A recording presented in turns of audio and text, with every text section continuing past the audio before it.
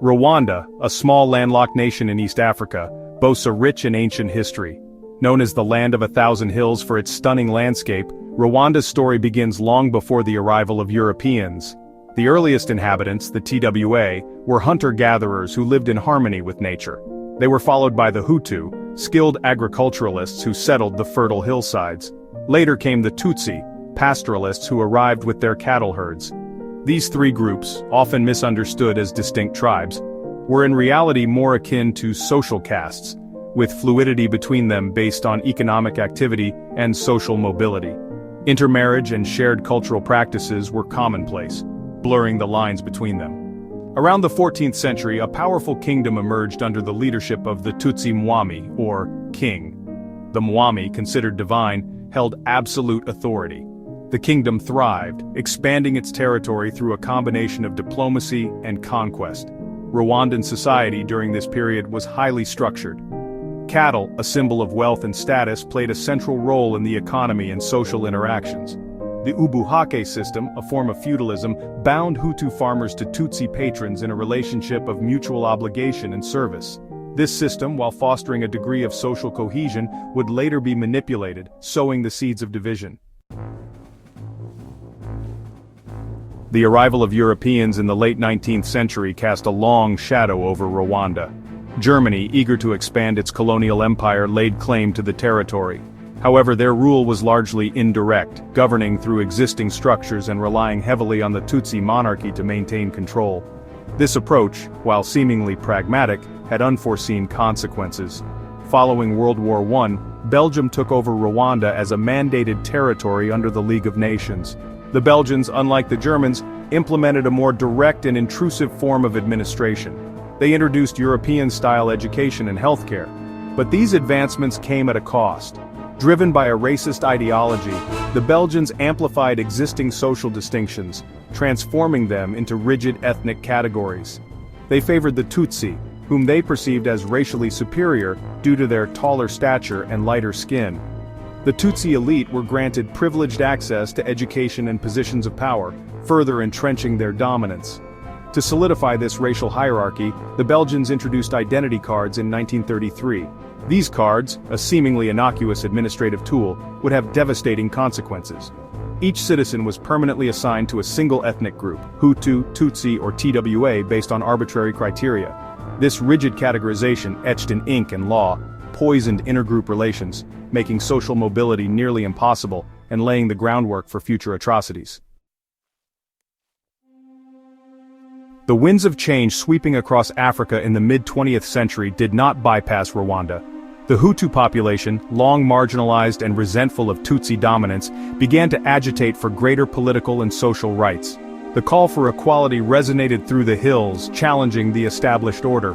In 1959, a series of violent uprisings known as the Hutu Revolution erupted across Rwanda.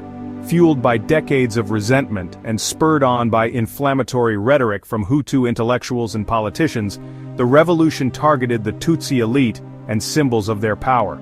Thousands were killed, and many more fled to neighboring countries, seeking refuge from the violence.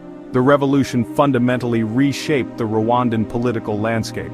The monarchy, once the bedrock of Rwandan society, was abolished. King Kigeli V, forced into exile, became a symbol of the old order swept away by the tide of history. In 1962, Rwanda gained independence as a Hutu-led republic, ushering in a new era. However, the legacy of the revolution cast a long shadow. The violence had left deep scars on the national psyche, poisoning relations between Hutu and Tutsi. The seeds of ethnic hatred, sown during the colonial period, had taken root, threatening to tear the newly independent nation apart.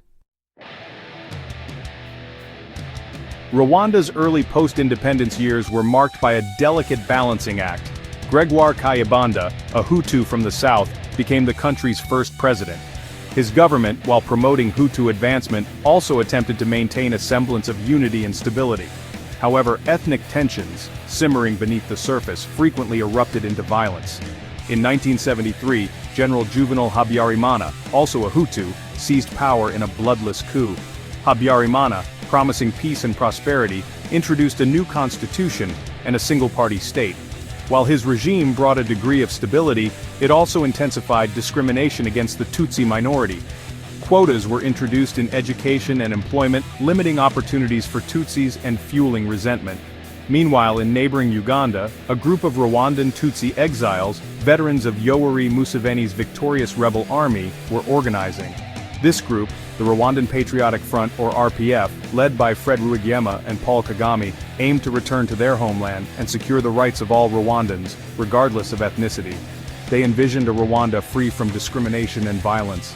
In 1990, the RPF launched a surprise attack from Uganda, sparking a civil war that would engulf Rwanda and have devastating consequences for the entire region. The international community, preoccupied with other crises, paid little attention to the escalating conflict in this small Central African nation. On the evening of April 6, 1994, a plane carrying Rwandan President Juvenal Habyarimana and Burundian President Cyprien Ntaryamira was shot down as it prepared to land in Kigali, Rwanda's capital.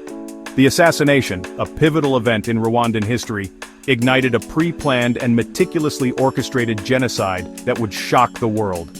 Within hours of the crash, Hutu extremists, fueled by years of carefully crafted propaganda, unleashed a wave of violence against the Tutsi population.